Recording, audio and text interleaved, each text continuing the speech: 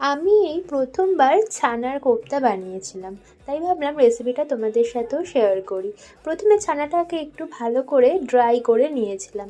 তারপরে ছানার মধ্যে একে একে নুন, চিনি, ধনেপাতা, জিরের গুঁড়ো, একটু কিশমিশও দিয়েছিলাম।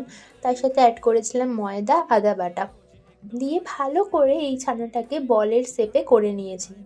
তারপরে সাদা তেলে এগুলোকে ডিপ ফ্রাই করে নিয়েছিলাম। পোস্ত, চারমগজ আর কাজু দিয়ে একটা পেস্ট বানিয়েছিলাম। কড়াইতে সাদা তেলের মধ্যে গোটা গরম মশলা ফোড়ন দিয়ে একটু ঘি অ্যাড করে তার মধ্যে এই পেস্টটাকে অ্যাড করে দিয়েছিলাম। ভালো করে ফুটিয়ে তারপরে নুন আর চিনি অ্যাড করে দিয়ে দিয়েছিলাম দুধ।